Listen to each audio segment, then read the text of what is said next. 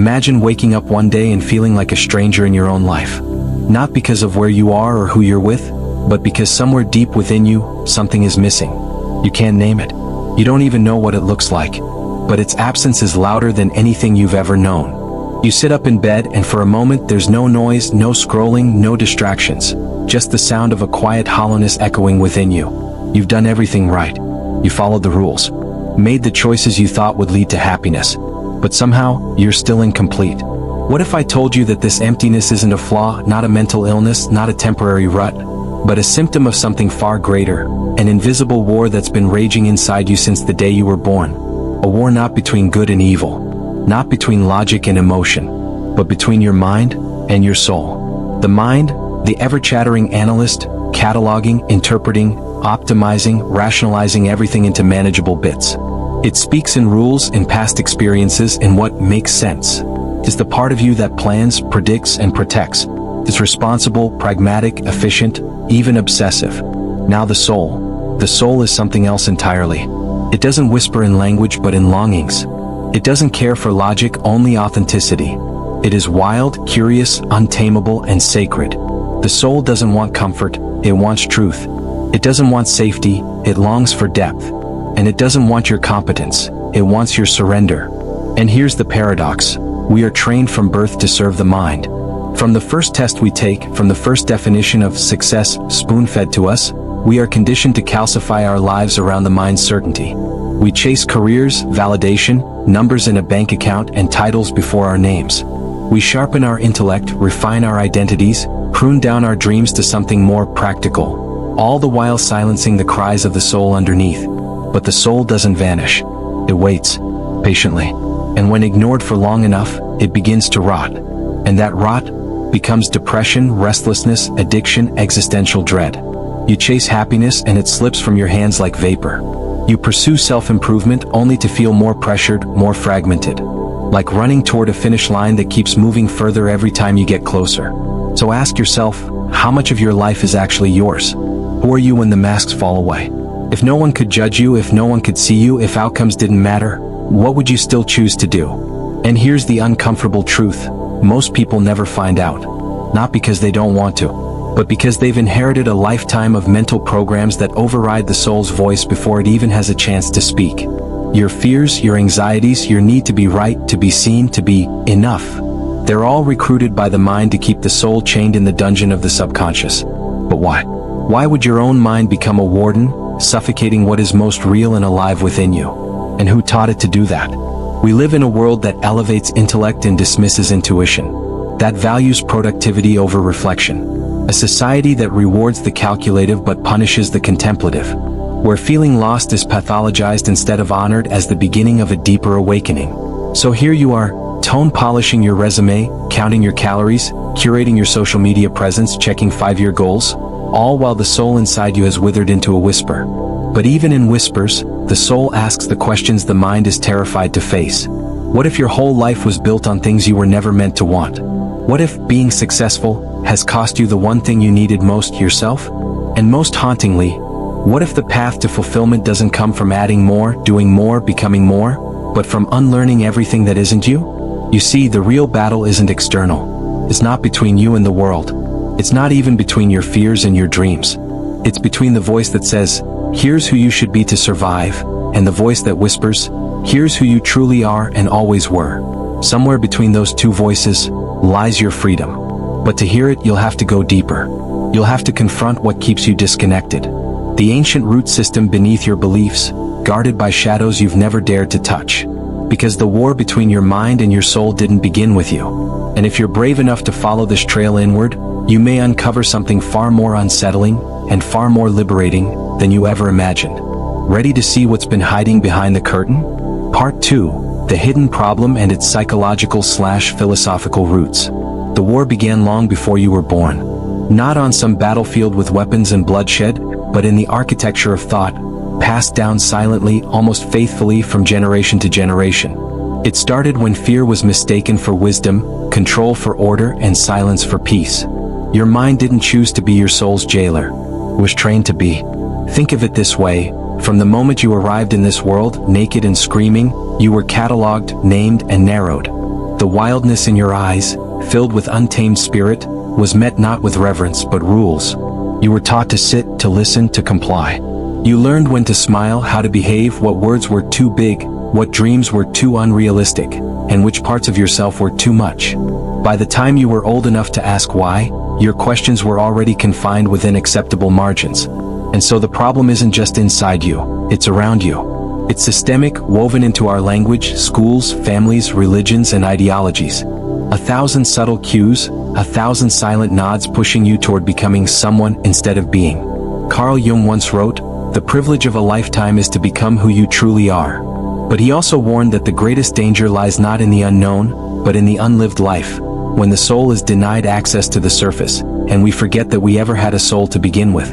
From a psychological lens, this inner war manifests as ego versus essence. The ego is not evil. In fact, it's crucial for survival. It's the structure of your conscious mind, your sense of identity, your beliefs, your self-image. Without it, you wouldn't function in society. The problem arises when the ego begins to believe it is the totality of who you are, and it fears annihilation at the mere whisper of the soul's truth. Because the soul doesn't speak in survival, it speaks in surrender. And surrender terrifies the ego. This is why Schopenhauer claimed that most people would rather suffer than change, because the pain of the known feels less threatening than the ecstasy of the unknown. To the mind, transformation feels like death. But to the soul, it's the only thing that makes you truly alive. Look closer and you'll see this war crystallized in ordinary life. You feel the pull to rest, to slow down, to do nothing, but your mind conjures guilt. You've been trained to equate stillness with laziness. Your soul longs for depth, but your mind clings to distraction. You instinctively want meaning but find yourself scrolling, clicking, comparing, endlessly consuming, a buffet of content that feeds the mind while starving the soul. Why? Because distraction is safer than introspection. Busyness is more socially acceptable than vulnerability. Productivity can be measured, authenticity cannot. Philosopher Martin Heidegger warned of this very thing. He called it fallenness, our tendency to lose ourselves in the world of impersonal routines, opinions, and surface-level conversations. He believed we avoid confronting the deeper questions of existence by immersing ourselves in the mundane. In other words, we become lost in plain sight. Viktor Frankl, a man who endured unconceivable horrors in a concentration camp, said something radical: "Life is never made unbearable by circumstances, but only by lack of meaning and purpose." The enemy of the soul is not suffering, it's meaninglessness. But our culture doesn't prepare us to find meaning.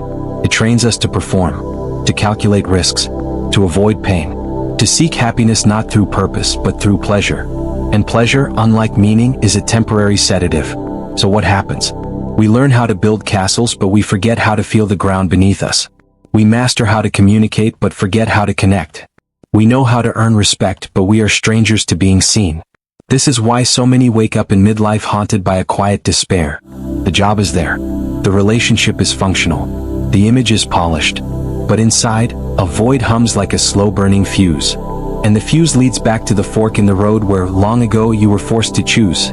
Stay true to yourself and risk rejection, or become who the world wanted and stay safe. Jean-Paul Sartre called it bad faith, the denial of our true self to appease society. We wear masks not because we enjoy the illusion, but because we've forgotten there was ever a face beneath them. And the longer the mask stays on, the more alien the soul becomes. But the soul doesn't forget. It waits, even if buried beneath decades of rationalizations. It may first resurface as chronic dissatisfaction, then anxiety, then emotional numbness. You look around and, for some reason, even your joys feel muted. You climb the ladder only to find it pressed against the wrong wall. You begin to remember that you once wanted things you're now afraid to desire. You begin to feel haunted by the version of you that might have been. And so the war intensifies, not with screams but with subtle tension. The mind insists this is adulthood, that this is being realistic, that surrendering to idealism is naive. But the soul knows, realism without connection to the sacred becomes spiritual poverty. And spiritual poverty cannot be filled with more achievements, more purchases, more trophies. That ache inside you? It's not a flaw to fix. It's a compass. It's the measure of your disconnection from your essence. Imagine being in a relationship with someone you never listened to, except when they screamed. That's how most people live with their soul, ignoring, denying, rationalizing it away until it screams in the form of breakdowns, crises, or unexplainable emptiness. So ask again, Who taught you to silence the voice that is most true? Was it the parent who only praised you when you achieved? The teacher who mocked big dreams? The culture that saw value only in output? You didn't choose this war, but now you can start to see it. And that's where power lives. Not in pretending the war doesn't exist, but in finally having the courage to see it for what it is. But seeing is only the beginning, because awareness without action hardens into despair. To understand how deep the damage runs, we need to go one step further, to see how this hidden war shapes your reality, not just internally but externally, quietly influencing every choice, every relationship, every dream. The consequences of this war are not just personal, they are collective. And they are far more dangerous than we're willing to admit. Ready to feel just how far the ripples reach? Part 3. The unseen consequences. You think you're making choices. But what if most of your choices aren't yours at all? What if every decision you make, what job to take, who to love, what to fear, even what to hope for, is already predetermined by something invisible? Something beneath language, beneath culture, beneath even logic. Not fate but programming. You see, when your mind wins the war against your soul, something unsettling happens. Your entire perception of reality shifts and you don't even notice it. It's like walking through life with fogged up glasses. You think you're seeing everything clearly, your goals, your relationships, your flaws, but you're only seeing what the mind allows through its filters. Confirmation bias, cognitive dissonance, learned helplessness. The psychological wiring of the modern human brain wasn't designed to seek truth. It was designed to protect identity, even a false one. This is why you stay in relationships that shrink you, jobs that exhaust you, environments that dehydrate your spirit. Because leaving would require confronting the possibility that everything you've built is based on someone else's blueprint. And that is terrifying. Because the moment you start asking questions that threaten your mind's framework, your inner defense system deploys every soldier it has. Rationalization, minimization, distraction. You tell yourself it's not that bad, you should just be grateful, others have it worse. Anything to avoid the soul's brutal honesty. You are not where you belong. But the soul doesn't negotiate, keeps tugging. Not with panic, but with persistent tension, like a violin string tuned a little too tight. And that tension? It doesn't stay internal. It leaks into your interactions, your posture, your silence, your health. Disconnection from the soul has consequences far beyond emotion. It rewires your entire nervous system. When your life doesn't align with your deeper truth, your body keeps the score. Chronic fatigue, anxiety disorders, mysterious illnesses labeled stress-related. Adults walking around in half-alive shells, overdosed on caffeine and undernourished in spirit. A culture of burnout isn't a flaw in the system, it is the system. We are taught to override intuition in the name of obligation, to sacrifice aliveness for the illusion of control. You see it everywhere. A mother who once danced now shuffles through life, her joy buried beneath martyrdom. A father who once painted now only speaks in numbers and deadlines. Lovers who once looked into each other's eyes now stare at phones, scrolling past their own detachment. We don't fall apart suddenly. We unravel quietly. And perhaps most disturbing, we begin to call this unraveling normal. We throw around phrases like, that's just adulthood, or, it is what it is, or life's just hard. But those aren't truths. They are funerals held in plain sight, for the soul, declared dead before it had the chance to fully live. Aldous Huxley warned us that the real dystopia wouldn't come through oppression, but through seduction. Not by silencing the truth, but by distracting us so endlessly we'd forget to care about it. He was right. Because this isn't just happening within you. It's a contagion. Society at large is a collective mind, disconnected from its collective soul. Entire industries thrive on you remaining misaligned. Self-help empires built on your belief that you are broken. Fitness markets fueled by shame. Corporate ladders climbed not out of purpose but to outrun your own inadequacy. Even spirituality, once a path for awakening, is now sold as a lifestyle brand. Crystals, coaching. Yoga performed like a performance instead of a prayer. Healing itself commodified, packaged, algorithmically optimized. No wonder we're confused. We trade trauma with strangers online, convinced vulnerability alone is healing. We manifest abundance but forget to question why we desire it. We chase invulnerability because we're too afraid to admit we're exhausted from pretending we aren't lost. Even love becomes theater. Apps reduce humans to bite-sized bios. Love is filtered, edited, swiped left or right. Depth exchanged for dopamine. And intimacy? It now means tolerating each other's dysfunctions quietly, rather than actively making each other more whole. Our culture has become so obsessed with what looks right that we've forgotten what feels right. And so what does the soul do? It breaks down the system from the inside out. You lose interest. You disconnect. You begin to forget how to care about the things you once chased so feverishly. And the mind interprets this as failure. But it's not. It's rebellion. Quiet, radical rebellion. Because the soul never screams. It only whispers louder when everything else starts to collapse. And so what looks like breakdown is really breakthrough wearing camouflage. But most don't wait for the whisper. They panic. They medicate. They self-diagnose because it's easier to believe you're mentally ill than to accept your entire life may have been built on someone else's lie. Think about that. How many people are diagnosed with depression or anxiety when perhaps their despair is not a chemical imbalance, but a sacred signal that something is deeply out of alignment? Yes, some suffering is biochemical, but much more of it is biographical. Your soul remembers all the times you said yes when you meant no, all the dreams you filed away under someday, all the boundaries you let glitch into silence, all the moments you pretended not to know what you knew, and it keeps the receipt.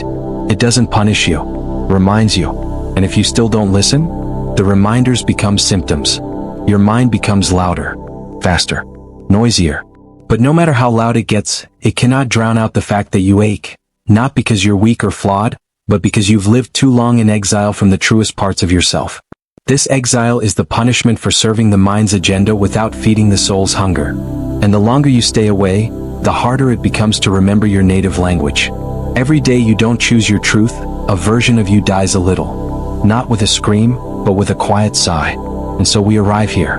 Here, where you begin to realize that your normal is not neutral. That the war within isn't just internal, it's existential, spiritual. But this is not the end. This is where things begin to turn. Because now you see it. Now you know. And once you know, you cannot unknow. The fog may still be thick, but the compass is stirring. And what comes next is not fixing. It's not running or numbing or reaching for the next external high. What comes next is the rebellion. A rebellion not against the world, but against the numbness you were conditioned to accept as normal. And to start that rebellion, you won't need more data. You won't need motivation speeches, journals, or another productivity hack. What you'll need is silence. And the courage to step into it, because only in the silence can the soul begin to speak again. Only in that stillness can you finally choose to stop surviving the war and start ending it. Part 4, The Rebellion, How to Break Free. You don't beat darkness by cursing it. You beat it by lighting a match and walking in, unblinking. That's the first rule of rebellion, real rebellion. Not symbolic protests or digital declarations. No, the soul's rebellion is quieter, more dangerous. Because it happens inside you. And once it begins, there's no going back. The moment you recognize the war, you are already on the path to ending it. But make no mistake, this path is not paved in comfort. It's not growth in the way you've been sold it, where leveling up means chasing metrics or adding new affirmations to your mirror. This is descent before ascent, unlearning before learning, death before rebirth. To heal this war, you must betray your programming. Let that land. You must betray everything that ever taught you to fear your own depths, not with malice but with holy defiance. The kind that says, I will no longer abandon myself to be accepted by systems that never saw me anyway. And this is where it begins, not with transformation but with subtraction. You start by sitting with the questions you've spent years running from. What do I believe that isn't mine? Who am I performing for? What part of myself have I buried just to be loved?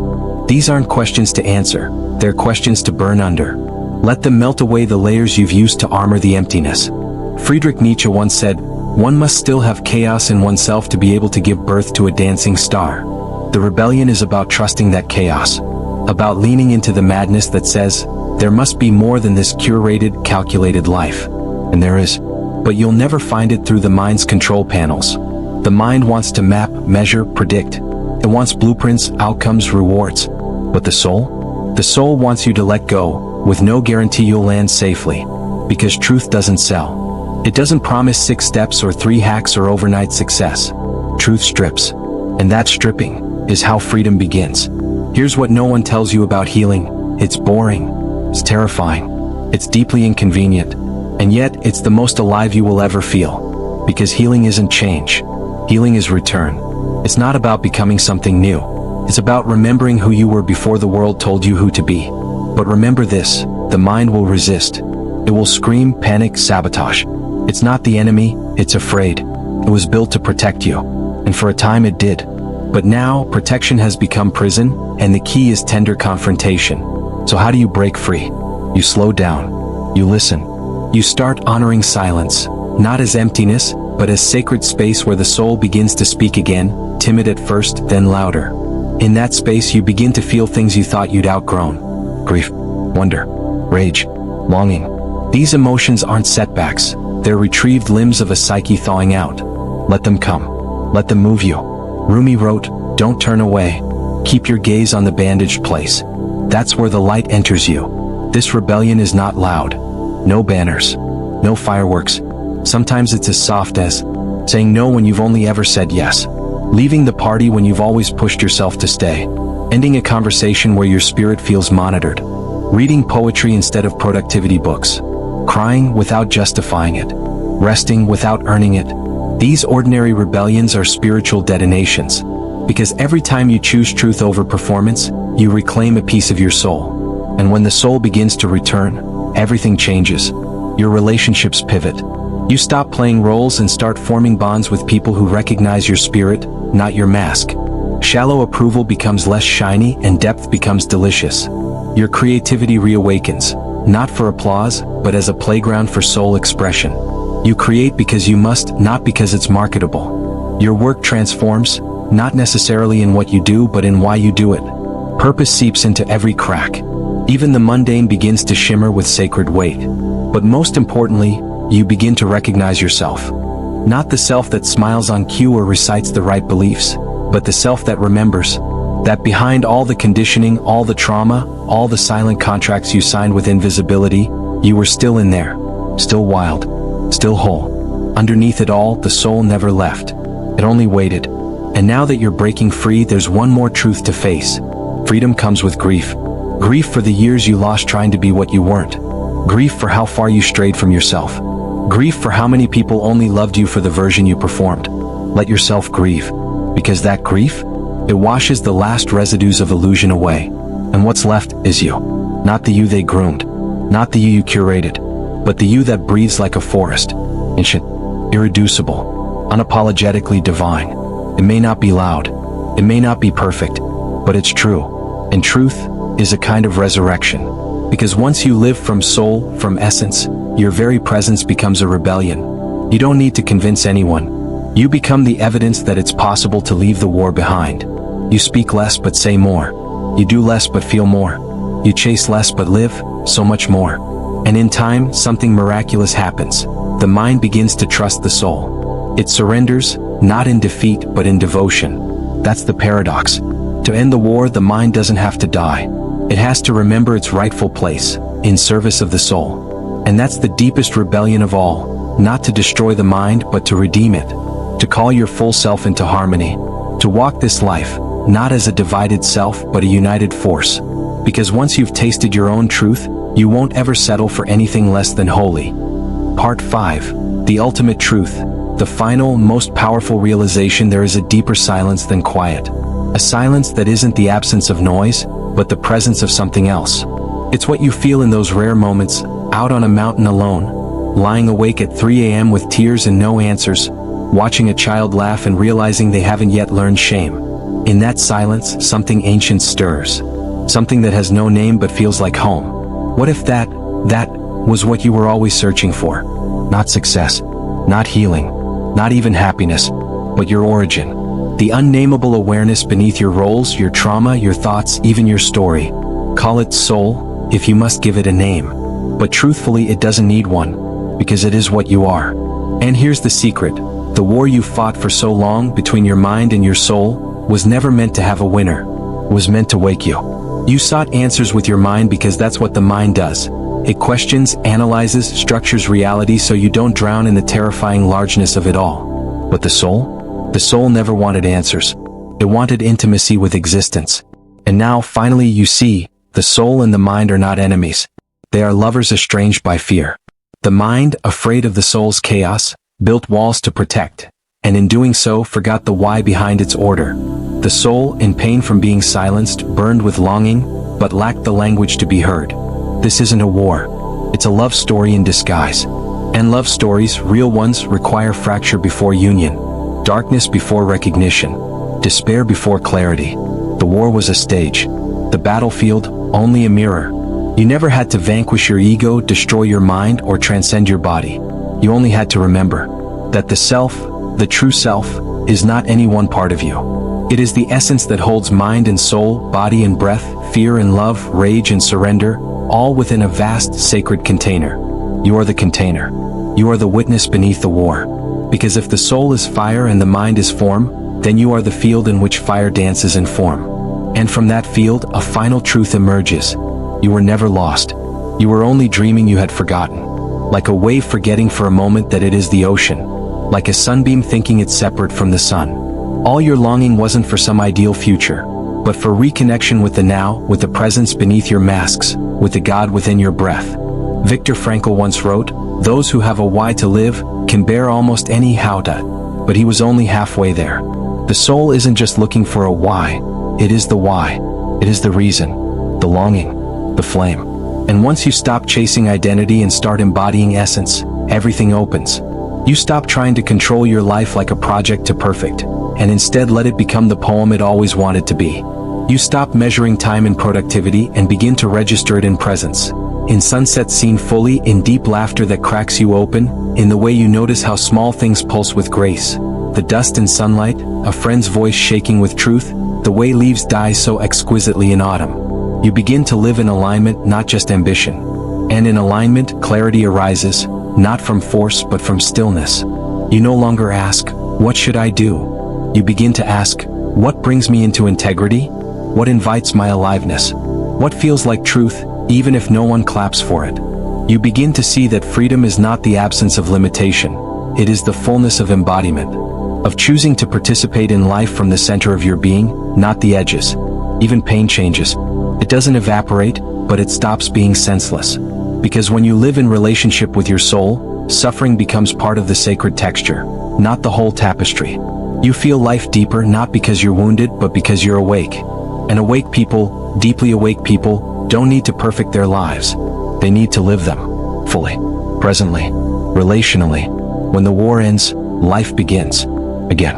Perhaps for the first time. Because now you see the illusion for what it was. Not a punishment but a passage. The betrayal, the silence, the detours, all part of the path that led you back here. Here. To this moment. Where your breath is the gateway, your body the altar, and this voice you hear, inside yourself, as holy as scripture. You don't need saving anymore. You need remembering. And now you remember. That joy isn't earned, it's your default state beneath shame. That purpose isn't found, it's felt moment to moment when you live aligned. That love isn't something to search for, it's what you become when you return to essence. The greatest trick ever played on humanity wasn't convincing us to seek evil. It was convincing us to forget our divinity. But the forgetting is over. And now, you are dangerous. Not because you are violent, but because you are vast. Because you no longer need permission to be whole. Because you no longer have anything to prove or perform. Because peace has returned to your house, and in that peace, you are ungovernable by fear. You know your truth. And truth doesn't bow. It doesn't apologize. It simply shines, and in doing so draws everything real closer to itself. So breathe deep. Let the war end within you. Lay down the armor of overthinking, the shield of performance, the mask of resilience. You are what you've been longing for. You are the sanctuary. You are the flame. You are the field where the mind and the soul no longer fight, because they have remembered their sacred dance. This isn't the end. It's the return. Welcome back. Welcome home.